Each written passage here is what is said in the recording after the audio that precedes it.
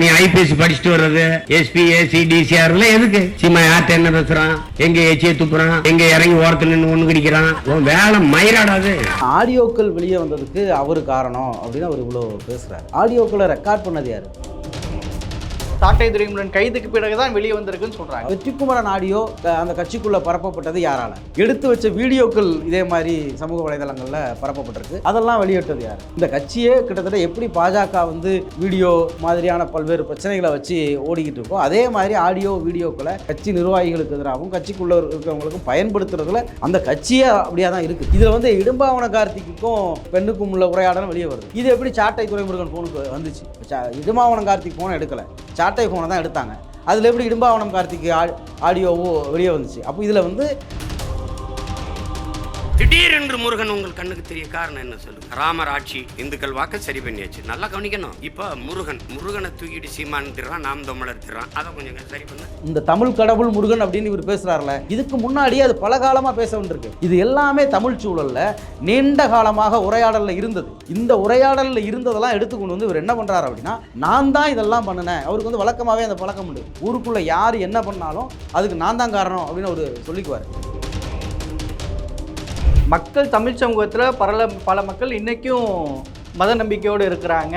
அந்த சனாதன மதத்துக்கு எதிராக ஒரு தமிழ் இறையியலை முன்வைக்கிறது ஒரு மாற்றம் சொல்லுங்களா மக்களுக்கு? தமிழ் இறையியலை முன்வைக்கிறது மாற்று தான். ஆனால் நான் என்ன கேட்குறேன், நீங்கள் எல்லாரும் தமிழ் மதத்துக்குள்ளே வாங்கன்னு அவர் கூப்பிட்டார். ஹிமாயினை கூப்பிட்டு பெரிய கோயிலில் சாமி கும்பிட வைக்கிறீங்க, எல்லாரையும் நீங்கள் தமிழர் மதத்துக்கு திரும்புங்க, நமக்குன்னு ஒரு மதத்தை உருவாக்குவோம் அப்படின்னு பேசுகிறீங்க. நீங்கள் பண்பாட்டு புரட்சி அப்படிங்கிற பேரில் பெண்களுக்கு 1000 ரூபா கொடுக்கறதுல என்ன புரட்சி இருக்கு? புரட்சிங்கிற வார்த்தையை இவங்க கேவலப்படுத்துகிறார்கள் அப்படிங்கிற ஒரு வார்த்தையும் சொல்லிட்டு அந்த திட்டத்தையும் பின்னணியை வச்சு தான் அவர் விமர்சிக்கிறாரு. அவருக்கு செய்தித்தாள் படிக்கிற பழக்கம் கூட கிடையாது அப்படிங்கிறத நான் இதுல இருந்து தெரிஞ்சுக்கிறேன். ஏன்னா அந்த திட்டத்துக்கு பேரே புரட்சி பெண் கிடையாது, புதுமை பெண். திட்டத்தோட பேர் தெரில, அது எப்படி பலனடையும்னு தெரில. பலனடைஞ்சிக்கிட்டு இருக்கக்கூடிய மக்களுக்கோ இவங்களுக்கு உரையாடலும் கிடையாது. இவங்க பக்கத்தில் இருக்கிறவங்க வாட்ஸ்அப்பில் அனுப்புகிற செய்தியை பார்த்தே வாழ்க்கையை நடத்திக்கிட்டு இருக்கக்கூடிய, அரசியல் நடத்திக்கிட்டு இருக்கக்கூடியவர். அப்பர் மிடில் கிளாஸ் பார்வையில் சீமான் அணுகிறாருன்னு சொல்கிறீங்க. அவர் அப்பர் மிடில் கிளாஸ் பார்வையில் கூட அவர் அணுகலை. அவர்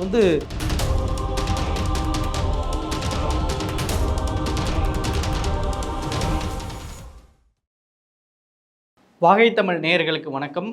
இன்றைய நேர்காணல் பகுதியில் நம்மோடு பத்திரிகையாளர், சமூக செயற்பாட்டாளர் பன்னீர் பெருமாள் அவர்களை வரவேற்று நிகழ்ச்சிக்குள் செல்வோம். வணக்கம். வணக்கம்.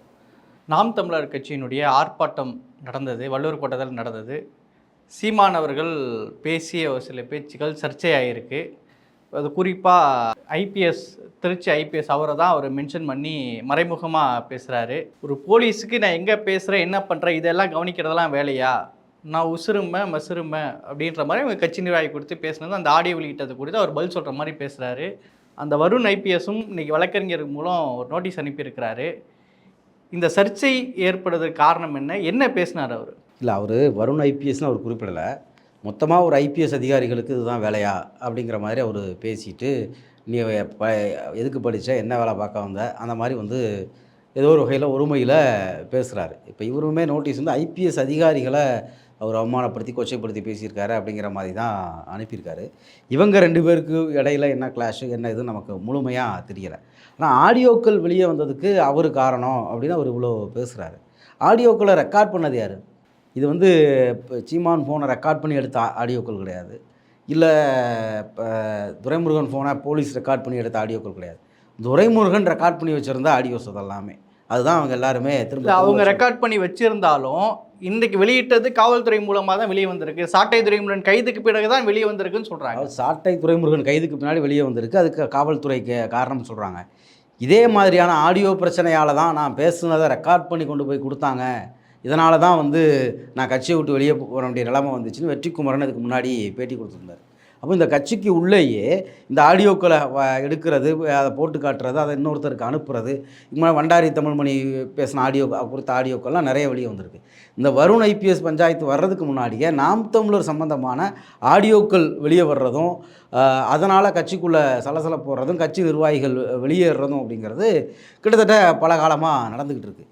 இதில் நேரடியாக இப்போ இவங்க ஒரு காரணமாக இவரை சொல்கிறாங்க. அப்போ வெற்றிக்குமரன் ஆடியோ அந்த கட்சிக்குள்ளே பரப்பப்பட்டது யாரால்?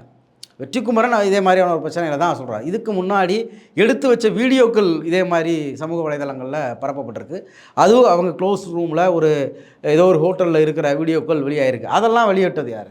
இந்த கட்சியே கிட்டத்தட்ட எப்படி பாஜக வந்து வீடியோ மாதிரியான பல்வேறு பிரச்சனைகளை வச்சு ஓடிக்கிட்டு இருக்கோம், அதே மாதிரி ஆடியோ வீடியோக்களை கட்சி நிர்வாகிகளுக்கு எதிராகவும் கட்சிக்குள்ளே இருக்கிறவங்களுக்கும் பயன்படுத்துறதுல அந்த கட்சியே அப்படியே தான் இருக்குது. இல்லை, அந்த கட்சி அப்படி இருக்குங்கிறது உங்கள் விமர்சனம் ஒரு பக்கம் இருக்கட்டும். இன்றைக்கி காவல்துறை கைக்கு போனதுக்கு அப்புறம் தான் இந்த ஆடியோக்கள் வெளியே வருது அப்படின்னு இருக்கும்போது காவல்துறைக்கு இது வேலை இல்லை தானே? அவர் சொல்கிறது படி பார்த்தா காவல்துறைக்கு இதுக்கு வேலை இல்லை தான். ஆனால் இந்த வீடியோக்களை காவல்துறை தான் வெளியிட்டுச்சு அப்படிங்கிறதுக்கு எந்த விதமான அதிகாரப்பூர்வமும் கிடையாது. காவல்துறை சாட்டை துரைமுருகன் மொபைல் வந்து கைப்பற்றப்படுது அவர் கைது செய்கிறப்போ, அதற்கப்புறம் தான் இது வெளியாகப்பட்டது. இதுக்கு முன்னாடி நான் என்ன கேட்க வர்றேன்னா, இதுக்கு முன்னாடி வீடியோக்கள் வெளியாகுச்சுல, அதை யார் வெளியிட்டா? அதே நபர்கள் இதையும் வெளியிட்டுட்டு இதுக்கு கூட அவங்க காவல்துறையை காரணமாக சொல்லலாம். பிரச்சனை அப்படிங்கிறது இதில் காவல்துறை வெளியிட்டுச்சா இல்லை இப்போ கட்சிக்காரங்க வெளியிட்டாங்களா, அது கிடையாது பிரச்சனை. நீங்கள் என்ன பண்ணுனீங்க? நீங்கள் என்ன ஏன்னு நாம் தமிழர் சொல்லிக்கிட்டு இருந்தாங்க. ஏன்னு சொன்னாங்க, இது அவர் வாய்ஸே இல்லைனாங்க, வெட்டி ஒட்டிட்டாங்க அப்படின்லாம் பல காரணங்களை சொல்லிக்கிட்டு இருந்தாங்க.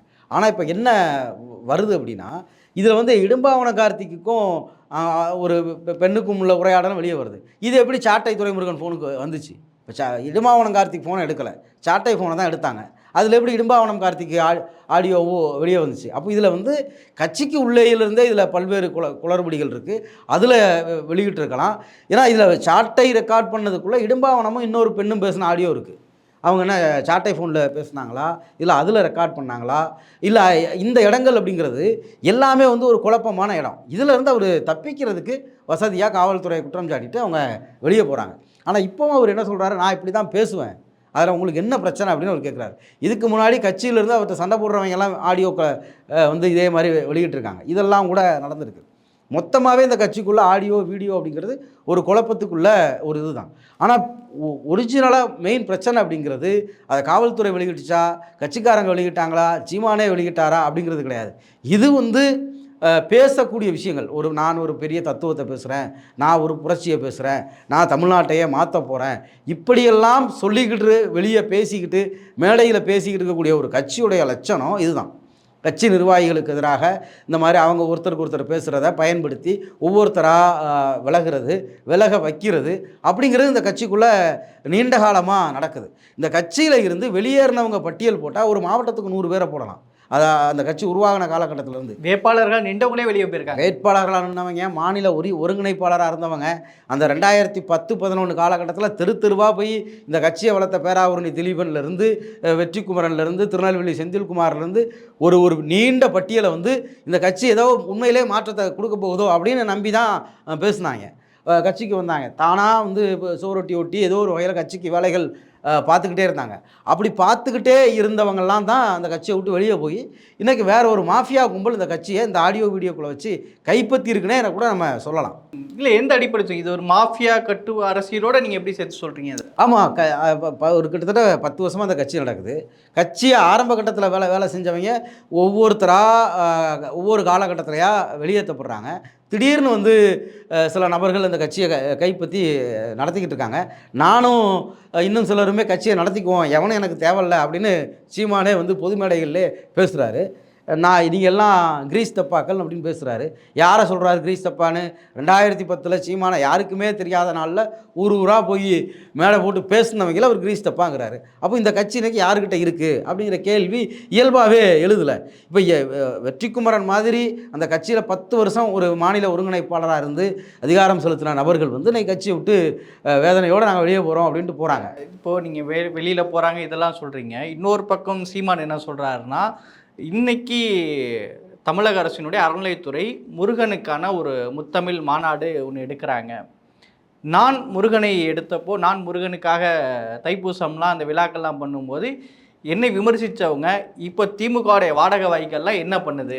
இப்போ அறநிலையத்துறையே முருகனுக்காக எடுக்கிறாங்க. விமர்சிக்கக்கூடியவங்களெல்லாம் அவர் இந்த வாடகை வாய் இந்த மாதிரியான கொச்சையான வார்த்தைகளை பயன்படுத்துகிறார்ல, அவரை விமர்சிக்கிறவங்கள பெரும்பான்மையானவரை அவருக்காக அந்த கட்சியில் வேலை செஞ்சவங்க தான் அதிகமாக விமர்சிக்கிறாங்க. அவங்க அதை தாண்டி பேசினவங்களும் இருக்காங்கல்ல. சீமான் முருகனுக்காக தைப்பூசம் எடுக்கும்போது இப்படியான விமர்சனங்கள் வைக்கப்பட்டது தானே? ஆமாம், வைக்கப்பட்டுச்சு. அதாவது முருகனை வந்து நான் எடுத்த பிறகு எடுக்கிறாங்கன்னு அவர் கிளைம் பண்ணுறதுக்கு தான் அவர் முதல்ல வர்றாரு. முருகனை புதுசாக வந்து திமுகவோ அறநிலையத்துறையோ எடுக்கலை. நீங்கள் எடுத்து மொத்தமாக வரலாறுன்னு எடுத்து பார்த்தீங்க அப்படின்னா, இதே பழனி தண்டாயுதபாணி சுவாமி கோயிலில் இருந்த ஓலைச்சுவடிகளில் இருந்த சித்த மருத்துவ குறிப்புகள் எல்லாம் புத்தகமாக மாற்றினது திமுக ஆட்சி தான். 1971 ஆட்சி. பேராசிரியர் கலைஞர் முதலமைச்சர், பேராசிரியர் அமைச்சராக இருந்தார். அங்கே வந்து ஒரு சித்த மருத்துவ சாலையும் மருந்து தயாரிப்பையும் அங்கேயே உருவாக்குனதும் இதெல்லாம் நீங்கள் சொல்கிறீங்க. சீமான் இந்த மாதிரி முருகன் வழிபாட்டை உயர்த்தி பிடிக்கிறார், முப்பாட்டன் சொல்கிறார் அப்படிங்கிறதுக்காக முரசொலியில் விமர்சித்து எழுதப்பட்டதா சீமான் சொல்கிறார். அதாவது சீமான் என்ன பண்ணாருன்னு சொல்லிடுறோம். நான் முழுசாக சொல்லி முடிக்கிறேன். இந்த அறநிலையத்துறை அப்படிங்கிறது அது கிட்டத்தட்ட 1920 செயல்பட்டுக்கிட்டே இருக்குது. அறநிலையத்துறையின் வழியாக முருகன் விழா, இப்போ மக்கள் நல்வாழ்வுத்துறை வழியாக முருகர் கோயிலில் இருக்கக்கூடிய சித்த மருத்துவ குறிப்புகளை எடுத்து மேம்படுத்துறது, கோவில் திருவிழாக்களை நடத்துறது, ஒருங்கிணைக்கிறது, இதை எல்லாத்தையும் சீமானுக்கு பிறகு செய்யலை. இது 1926 இருக்குது. குறிப்பாக திமுக ஆட்சியில் இது சிறப்பாகவே செய்யப்பட்டிருக்கு. திருவாரூர் தேர் பற்றி பல முறை பேசியிருக்காங்க. இதே இன்னைக்கு பழனி கோயிலை எடுத்துக்கிட்டோம் அப்படின்னா, இந்த பழனி கோயிலுக்கு இப்போ ஒரு குடமுழுக்கு நடத்துனாங்க. 12 வருஷத்துக்கு முன்னாடி திமுக ஆட்சியில் தான் குடமுழுக்கு நடத்துனாங்க. பழனி கோயில், திருத்தணி கோயில், திருச்செந்தூர் கோயில், மருதமலை கோயில், இதிலெல்லாம் இருந்த பல ஊழல்களெல்லாம் 1971 டு 76 ஆட்சி, 89 டு அந்த 90 ஆட்சி, இந்த காலகட்டத்தில் தான் அறங்காவலர் குழுவை ரொம்ப வலுவாக்கி அங்கே நடந்த பல ஊழல்களை கட்டுப்படுத்தி இந்த கோயிலுடைய வருமானங்களை பெருக்கி அதில் பல அறப்பணிகளை வந்து அறநிலையத்துறை வழியாக இதே திமுக அரசாங்கம் கடந்த காலத்தில் செஞ்சுருக்கு. இப்போ ஒரு கிருபானந்த வாரியார், வாழ்க்கை முழுக்க முருகர் பெருமை பாடின கிருபானந்த வாரியார் இந்த கோவில் வருமானத்தில் நடந்த ஊழல்களை கட்டுப்படுத்தி அதை கொண்டு வந்து கருணை இல்லங்களை பெற்றோரால் கைவிடப்பட்ட குழந்தைகளுக்காக திமுக ஆட்சி நடத்துகிறப்ப அவர் பாராட்டியே பேசுகிறாரு. இல்லை, இதெல்லாம் கடந்த காலங்கள். இல்லை, சொல்ல வர்றேன் இல்லை இல்லை முழுசாக சொல்லிடுறேன். ஏன் இதை சொல்ல வர்றேன் அப்படின்னா, எனக்கு பிறகு முருகரை கொண்டாடுறாங்கன்னு அவர் ஒன்று பேசுகிறாரு. இன்னொன்று, இவர் வந்து அந்த வீரத்தமிழர் முன்னணி வழியாக பண்ணினது ட்ராமாக்கள் இருக்குல்ல, அவர் என்ன பண்ணார், இந்த ஒரு வருத்தப்படாத வாலிபர் சங்கத்தில் ஒருத்தர் நடிச்சிருப்பார், ஒரு மீசக்காரர் இறந்து போயிட்டார், அவரெல்லாம் வந்து பூசாரிகளாக்கி மேடைகளில் ஏற்றி குறி சொல்ல வச்சு கல்ட்டை மாற்றினார். அதாவது ஒரு சமூகத்துக்குள்ளே இப்போ கோவில்கள் இருக்குது, கோவில்களை மீட்டெடுக்கிறது, கோவில் சொத்துக்களை மீட்டெடுக்கிறது, கல்வெட்டுகளை மீட்டெடுக்கிறது, திருப்பணிகளை நடத்துவது, திருவிழாக்களை நடத்துவது, இது அறநிலையத்துறையோட காலங்காலமான வேலை. ஆனால் இவர் வந்து ட்ராமாக்கள் பண்ணார்.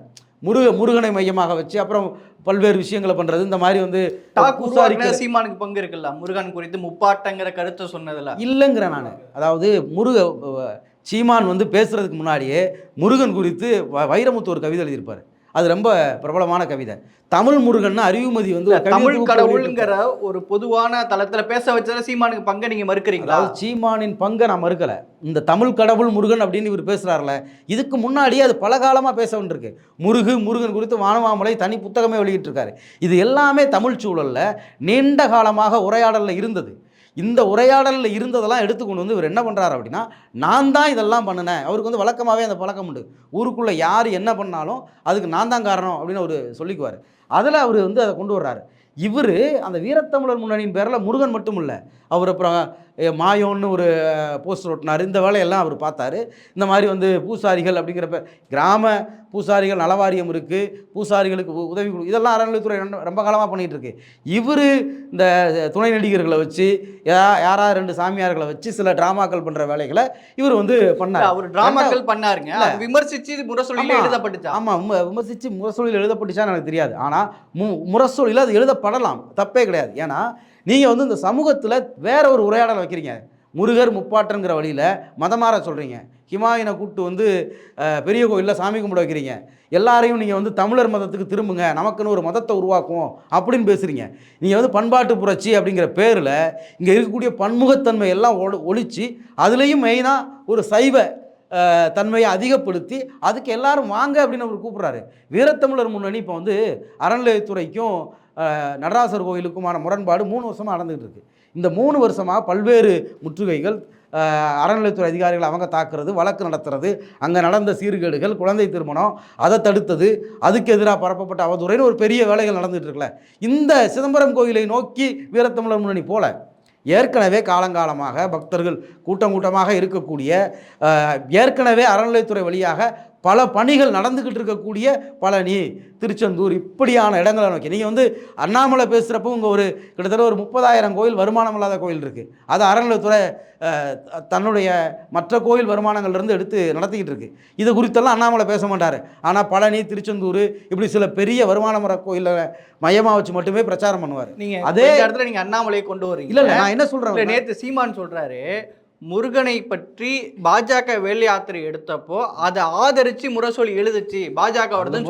முரசொலி ஆதரித்து எழுதுனாங்களா இல்லையான்னு எனக்கு தெரியாது. ஆனால் முருகனுடைய வேல் யாத்திரையும் இங்கே தடுக்கப்பட்டுச்சு, அதுவும் விமர்சனத்துக்கு உள்ளாக்கப்பட்டுச்சு. இப்போ நானும் அதை விமர்சித்து தான் பேசிக்கிட்டு இருந்தேன்.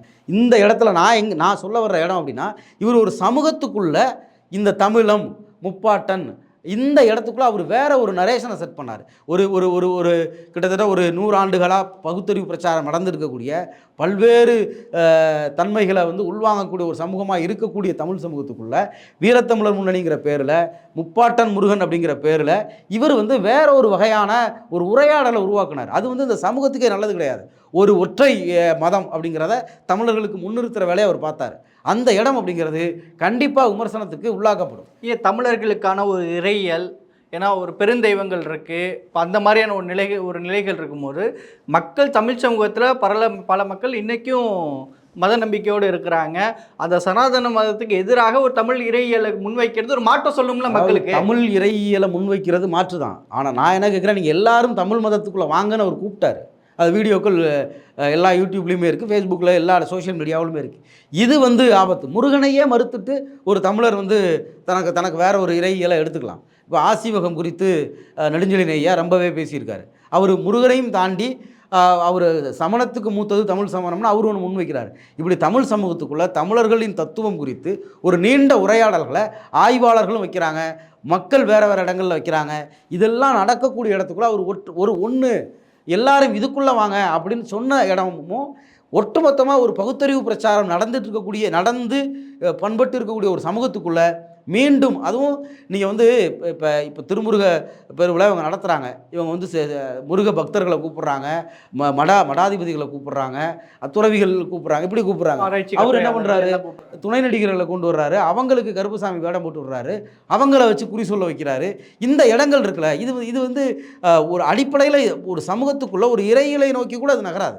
இப்போ நீங்கள் வந்து இதே வீரத்தமிழர் முன்னணி, நான் அதான் கேட்டேன், நீங்கள் ஏன் வந்து தில்லை கோயில் குறித்து பேசாமல் பழனி கோயில் குறித்தே பேசிகிட்டு இருக்கீங்க?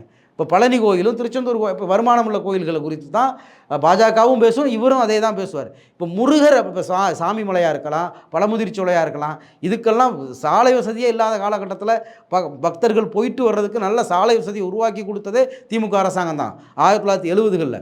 அப்போ திரும்பியும் நீங்கள் எங்கே வர்றீங்கன்னா, இது ஒரு இவங்க கடவுள் நம்பிக்கை இல்லாதவர்கள், நாத்திக பிரச்சாரம் செய்தவர்கள், இதெல்லாம் ஒரு பக்கம் இருந்தாலும் அறநிலையத்துறை அப்படிங்கிற அரசு துறையின் கீழே நின்று பல்வேறு வேலைகளை இந்த மாதிரி பண்ணியிருக்காங்க. இதெல்லாத்தையும் நீங்கள் என்ன பண்ணுறீங்க, எனக்கு அறநிலையத்துறை இவருக்கு பிறகு வரல. 12 வருஷத்துக்கு முன்னாடி போன திமுக ஆட்சியில் நடந்த குடமுழுக்கு இவர் சொல்லி நடக்கலை. தமிழில் அர்ச்சனை சட்டத்தை கொண்டு வந்தது இவர் சொல்லி நடக்கலை. தமிழில் முருகன் போற்றி பாடலாக இருக்கட்டும், சிவன் போற்றி பாடலாக இருக்கட்டும், திருமால் போற்றி பாடலாக இருக்கட்டும், இதெல்லாம் புத்தகமாக அறநிலையத்துறை வெளியிட்டது சீமான அரசியலுக்கே வராத காலகட்டத்தில். ஆனால் இவர் இன்றைக்கி வந்து தமிழர் அப்படிங்கிறது ஒரு நீண்ட காலமாக வந்து திராவிட இயக்கம் வந்து மொழியாக தமிழும் இனமாக திராவிடம் அப்படிங்கிற இந்த கட்டமைப்புக்குள்ளே உருவாக்கி வச்சுருக்கக்கூடிய விஷயங்களில் ரெண்டாக பிரிக்கிறார். அவர் பிரித்து மொழி குறித்து தமிழர்னு பேசக்கூடியது குறித்தெல்லாம் எனக்கு பிறகு தான் நடக்குது அப்படின்னு ஒரு ஒரு ஒரு ஒஸ்தான உரையாடலை அவர் கட்டமைக்கிறார். அப்போ இந்த சமூகத்துக்குள்ளே நடந்திருக்கக்கூடிய அரசியல் மாற்றங்களாக இருக்கலாம், பரப்புரைகளாக இருக்கலாம், சமூக பணிகளாக இருக்கலாம், இதை எல்லாத்தையும் மறுத்துட்டு என்னால் தான் எல்லாம் நடக்குதுன்னு சொல்கிறது ஒன்று. சமூகத்தை பின்னோக்கி நீங்கள் எல்லாரும் வாங்க முப்பாட்டனை கும்பிட போவோம், நீ வந்து அரபுல இருக்கக்கூடிய சாமியை கும்பிடுவ, எங்கேருந்தோ வந்தவரை கூப்பிடுவ, உன் முப்பாட்டனை கும்பிட மாட்டியா அப்படின்லாம் கேட்குறதெல்லாம் இருக்குல்ல, இந்த இடம் அப்படிங்கிறது விமர்சனத்துக்கு உட்பட்டது. அதை வந்து கண்டிப்பாக ஒரு பௌத்தறிவு இயக்கத்தின் பாரம்பரியத்தில் வந்தவங்க விமர்சிக்க தான் செய்வாங்க. அதை விமர்சித்து அதை தப்புன்னு வேறு சொல்கிறாரு. இதுதான் வந்து இதில் இருக்கக்கூடிய பிரச்சனை.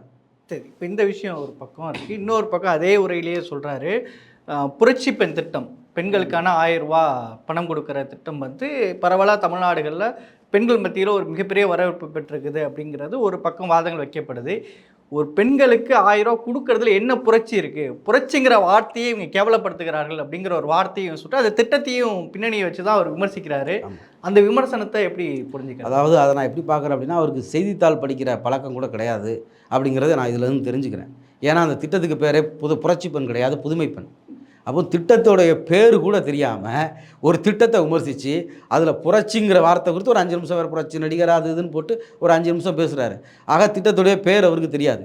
இந்த திட்டமும் புது திட்டம் கிடையாது. அது மூவலூர் ராமாமிர்தம் அம்மையார் பெயரில் ஏற்கனவே திருமண உதவி திட்டமாக இருந்ததை அடுத்த கட்டத்துக்கு நகர்த்துறாங்க. இது வந்து ஒரு நீண்ட காலமாக இருக்கக்கூடிய திட்டம். அது திருமண உதவி திட்டமாக இருந்தாலும் அதை கல்வியை அடிப்படையாக கொண்டு உருவாக்கப்பட்ட திட்டம். படிக்க வச்சா கல்வி அடிப்படைங்கிறீங்க, அவர் தேர்தல் கணக்கில் தான் இது. அதான் சொல்கிறேன், இந்த திட்டம் வந்து ஒரு நீண்ட காலமாக இருக்குது. அவர் பேசுனதில் 2 தகவல் பிழை. திட்டத்துடைய பேரே தப்பு. 2வது புதுமை பெண் திட்டம் இப்போ இந்த தேர்தலை மையமாக வச்சு இப்போ அறிவிக்கலை, அது முன்னாடியே அறிவிச்சிட்டாங்க. அதனுடைய பயனாளிகள் எல்லாம் இன்றைக்கி வந்து பலன் பெற்றது குறித்தெல்லாம் பேசிக்கிட்டு இருக்காங்க. இந்த இடத்துல அவர் வந்து 2 தவறான தகவலை சொல்கிறாரு. இந்த மூவலூர் ராமாமிர்தம் அம்மையார் பேரில் உள்ள திட்டம் படிக்க வச்சிங்கன்னா கல்யாணத்துக்கு உதவி பண்ணுவோம் அப்படிங்கிற இடத்துல ஆரம்பித்து 10, 12 கல்லூரின்னு வந்தது. இன்றைக்கி படிக்கும்போதே உதவியாக அதை மாற்றணும் அப்படின்னு அடுத்த கட்டத்துக்கு அந்த திட்டத்தை நகர்த்தியிருக்காங்க. சமீபத்தில் வந்து அந்த திட்டத்துடைய பயனாளிகளை வந்து தமிழ்நாட்டுடைய விளையாட்டுத்துறை மற்றும் சிறப்பு திட்டங்கள் அமலாக்கத்துறை அமைச்சர் உதயநிதி ஸ்டாலின் சந்திக்கிறார் ஈரோட்டில். அங்கே வந்து ஒரு பெண் வந்து பேசுகிறாங்க. அங்கே பேசக்கூடிய பலரும் என்ன பேசுகிறாங்க அப்படின்னா, நாங்கள் ஒற்றை பெற்றோருடைய பெண் குழந்தைகள், நாங்கள் கல்லூரிக்கே வர முடியாதுன்னு நினச்சோம், இந்த 1000 ரூபாய் எங்களுக்கு வந்து பயன்படுது அப்படின்னு சொல்கிறாங்க. அடுத்து வந்து எங்கள் வீட்டில் 3 பெண் குழந்தைங்க, 12ஆம் கிளாஸோட முடிச்சுக்கலாம் அப்படின்னு எங்கள் வீட்லேயும் பேசியிருந்தோம். எங்கள் ஆசிரியர்கள் பேராசிரியர்கள் உங்களுக்கு வந்து 1000 ரூபாய் கிடைக்கும் வருஷத்துக்கு மாதத்துக்கு, இந்த பணம் உங்களுக்கு படிப்பு செலவை பார்த்துக்கும் அப்படின்னு சொன்னாங்க, நான் படிக்க வந்தேன் அப்படின்னு ஒரு பெண் பேசுகிறாங்க. இன்னொன்று 2010 அவங்க பேர் வந்து பிரேமா ராமகிருஷ்ணன் நினைக்கிறேன். 2010 அவங்க வந்து 12th முடிக்கிறாங்க. அப்பா அம்மா இல்லை, திருமணம் முடிச்சு வச்சுட்றாங்க. கணவர் ஒரு டிரைவர், குடும்ப வறுமை, அவங்க வந்து படிக்க முடியாது. படிக்கணும்னு அவங்களுக்கு விருப்பம் இருக்குது. புதுமை பெண் திட்டம் வந்த பிறகு அவங்க பெண் குழந்தை 9ஆம் வகுப்பு படிக்கிறப்ப இந்த திட்டத்தில் நம்ம படிச்சிடலாம் அப்படின்னு சொல்லி அவங்க கவுந்தம்பாடியில் இருக்கக்கூடிய பாலிடெக்னிக்கில் ஜாயின் பண்ணி இந்த புதுமை பெண் திட்டத்தில் வரக்கூடிய பணத்தை வச்சு அவங்க படிக்கிறாங்க. அவங்க ஃபீஸ் கட்டுறாங்க, அவங்களுடைய படிப்புக்கான செலவுகளை பார்த்துக்கிறாங்க. அவங்களுடைய பெண் குழந்தை 9ஆம் வகுப்பு படிக்கிறப்ப இவங்க வந்து பாலிடெக்னிக் படிக்கிறாங்க. நான் படித்து முடிச்சுட்டு ரயில்வே எக்ஸாம் எழுதணும் அப்படின்னு நான் விருப்பப்படுறேன், அதுவும் நான் எழுதுவேன் அப்படின்னு அவங்க சொல்கிறாங்க. 2010 12th நிறுத்தப்பட்டு திருமணமாகி குழந்தைகள் பிறந்து குடும்ப வாழ்க்கைக்குள்ளே போன ஒரு பெண் இன்றைக்கி வந்து நான் பாலிடெக்னிக் படிச்சுட்டு ரயில்வே வேலைக்கு போக போகிறேன் அப்படின்னு பேசுகிறது உண்மையிலே புரட்சி தான். அதோடைய தன்மை வந்து சீமான் மாதிரி ஆட்களுக்கு தெரியாமல் வேணா இருக்கலாம். அவங்களுக்கு திட்டத்தோடைய பேர் தெரில, அது எப்படி பலனடையும்னு தெரில, அது பலனடைஞ்சிக்கிட்டு இருக்கக்கூடிய மக்களுக்கோ இவங்களுக்கு உரையாடலும் கிடையாது. இவங்க பக்கத்தில் இருக்கிறவங்க வாட்ஸ்அப்பில் அனுப்புகிற செய்தியை பார்த்தே கூட வாழ்க்கையை நடத்திக்கிட்டு இருக்கக்கூடிய, அரசியல் நடத்திக்கிட்டு இருக்கக்கூடியவர். இந்த திட்டம் வந்து இவ்வளவு பலன்களை வந்து கொடுக்குறத சமூகத்திலேயே தெரியுது, அதனால் பலனடையக்கூடியவங்க நேரடியாக சொல்கிறாங்க. நான் வந்து ஒரு 2 இந்த போன மாதம் எங்கள் ஊர்லேருந்து ஒரு பெண் குழந்தையை கூப்பிட்டு வந்து செங்கல்பட்டு சட்டக்கல்லூரியில் சேர்த்து விட்டேன். ஹாஸ்டல் ஃபீஸு 1000 ரூபாய். இல்லை, நீங்கள் சொல்கிறதெல்லாம் விதிவிலக்குகள் கிடையாது. இது ஆக்சுவலாக நான் சொல்கிறது வந்து இந்த நீங்கள் வந்து அரசு கல்லூரிகளுக்கு போங்க, அரசு கல்லூரியில் படிக்கக்கூடிய மாணவிகள்கிட்ட இந்த திட்டம் உங்களுக்கு என்னவா பயன்படுதுன்னு கேளுங்க. அவங்களில் எவ்வளவு பேர் இந்த திட்டம் இல்லைனா நான் வந்து படிக்க வந்திருக்க மாட்டேன், இந்த திட்டம் ஏன்னா பஸ்ஸுக்கு இப்போ இன்னைக்கு வந்து அவங்க வந்து காசு இல்லாமல் போயிடுறாங்க. அப்பர் மிடில் கிளாஸ் பார்வையில் சீமான் அணுகிறாருன்னு சொல்கிறீங்க. அவர் அப்பர் மிடில் கிளாஸ் பார்வையில் கூட அவர் அணுகலை. அவர் வந்து ஒட்டுமொத்தமாக சமூகத்திலேருந்தே விலகி இருக்கார். அப்பர் மிடில் கிளாஸ் கூட சமூகத்தோடு உரையாடுவாங்க. ஏதோ ஒரு வகையில் அவங்க வீட்டு வேலைக்கு வர்றவங்க, அவங்க போகிற ஆட்டோ டிரைவர், யாரோ ஒரு வகையில் இந்த சமூகத்தில் எளிய மக்களோட உரையாடல்கள் இருப்பாங்க. அவங்களுக்கு கூட சில சமூக புரிதல்கள் இருக்கும். நாங்கள் வெறும் மேட்டிமையாக இருந்துக்கிட்டு எந்த வகையிலும் இங்கே இருக்கக்கூடிய அடித்தட்டு மக்களோட உரையாடலே இல்லாமல் சமூகத்துக்குள்ளே என்ன இருக்குது அப்படின்னே தெரிஞ்சிக்க விரும்பாத நபராக தான் அவர் இருக்கார் அப்படின்னு தான் பார்க்குறேன். அந்த உரையிலேயே தொடர்ச்சி என்ன சொல்கிறாருன்னா, ஊழலையும் கலைஞரையும் பிரிக்க முடியாது, ஊழலை பற்றி பேசுங்க நீதிபதி சொல்கிறார் சாட்டை வழக்கில். அப்போ ஊழலையும் கலைஞரையும் பிரிக்க முடியாதுன்னு சொல்கிறாரு. இதை எப்படி புரிஞ்சுக்கிறது? A1ன்னு இந்த ஊரில் நீதிமன்றத்தால் தண்டிக்கப்பட்டவங்க ஒருத்தங்க இருக்காங்க. தினந்தோறும் தண்டிக்கப்பட்ட குற்றவாளிகள், இப்போ நேற்று கூட வந்திருக்கு ஒரு அதிமுக எம்எல்ஏக்கான தண்டனை குறைப்பு, அப்படி வரிசையாக தினந்தோறும் செய்திகள் வந்துக்கிட்டே இருக்குது. இவங்களை ஊழலோடு சம்மந்தப்படுத்தி இவர் நானும் 1 மணி நேரம் உரையில் பார்த்தேன், எங்கேயுமே பேசலை. ஓ பன்னீர்செல்வம் எங்கள் அப்பாங்கிறாரு. ஓ பன்னீர் A1 வந்து சிறைக்கு போகிறப்ப ஆட்சியில் இருந்தவர் நம்ம ஓ பன்னீர்செல்வம். அந்த அவங்களுடைய அப்படியே பின்பற்றி வந்தவர் அவர் இவங்களுக்கு அப்பா, நீதிமன்றத்தால் தண்டிக்கப்பட்டவர். இந்த ஊழலும் திமுகவும் ஊழலும் கலைஞரும் அப்படிங்கிறது காலங்காலமாக 1967 பல கதைகளாலேயே கட்டமைக்கப்பட்டே வந்துக்கிட்டு இருக்குது. இவர் இயல்பாகவே கதை சொல்லக்கூடியவர். அதனால் இவர் இன்னும் அதிகமாக அந்த கதைகளை சொல்கிறாரு அப்படின்னு தான் நான் இதை வந்து பார்க்குறேன். இப்படி தான் வந்து 2G வந்து ஊதி பெருக்கப்பட்ட ஊழல்களாக காட்டப்பட்டுச்சு. ஆனால் அது இல்லை அப்படின்னு நீதிமன்றங்கள் சொல்லிடுச்சு. அதை விட பெரிய ஊழல்கள் இந்த ஊரில் நடக்குது. தமிழ்நாட்டில் அவர் வந்து மின்சார சட்டம் அதானி குறித்துலாம் பேசுகிறார்ல அந்த வீடியோவில், தமிழ்நாட்டில் அதானியோடு சேர்ந்து கிட்டத்தட்ட தமிழ்நாட்டுடைய மின்சாரத்துறைக்கு 6000 கோடி ரூபாய்க்கு தரமில்லாத நிலக்கரியை வாங்கி ஊழல் பண்ணது அதிமுக ஆட்சியில். போன ஆட்சியில் இவர் தீவிரமாக அரசியல் பண்ணிக்கிட்டு இருந்த ஆட்சியில் இவங்க அப்பா ஓ பன்னீர்செல்வம் நிதியமைச்சராகவும் முதலமைச்சராகவும் இருந்த காலகட்டத்தில், துணை முதலமைச்சராகவும் இருந்த காலகட்டத்தில் நடந்த ஊழல். இந்த ஊழல் குறித்தெல்லாம் அவர் எங்கேயுமே பேசலை. இது சமீபத்தில் நடந்த செய்தி. தமிழ்நாடுடைய ஊழல் ஒழிப்பு லஞ்ச ஒழிப்புத்துறை வந்து அதை குறித்து விசாரணை பண்ணுற செய்திகள்லாம் வந்துச்சு. அடிப்படையில் செய்திகளே படிக்காமல் கற்பனைகளுக்குள்ளே இருந்து கட்டமைக்கிற ஒரு அரசியலை பண்ணுறதுல சீமான் கைதேர்ந்தவராக இருக்கார். அது கைதேர்ந்த தனம் அப்படின்னு அவர் நம்புகிறாரு. அவருடைய இருக்கிறதுல இந்த உலகத்தில் நடக்கக்கூடிய எல்லா மாற்றங்களுக்கும் நான் தான் காரணம் அப்படின்னு கிளைம் பண்ணிக்கிற ஒரு அதை வந்து எனக்கு என்னன்னு சொல்ல தெரியல. ஒரு தன்னை மட்டுமே மையப்படுத்தி தான் அந்த உலகமே சுற்றுது அப்படின்னு நம்பக்கூடிய ஒரு நபராகவும் அவர் இருக்கிறாரு. அதில் அவருக்கு எதிர்த்தரப்பில் எல்லாரும் சேர்ந்து உருவாக்கக்கூடிய ஒரு கட்டமைப்பாக ஊழல் இந்த கதைகள் வந்து திமுக குறித்து காலங்காலமாக ராஜாஜியிலிருந்து சொல்லப்பட்ட கதைகள். அதை இவர் இன்னைக்கு வேற ஒரு வருஷனில் சொல்கிறாரு அப்படின்னு தான் நான் அதை எடுத்துக்கிறேன். நிகழ்ச்சியில் பங்கேற்று உங்களுடைய கருத்துக்களை பகிர்ந்து கொண்டமைக்கு நன்றி. நன்றி தோழர்.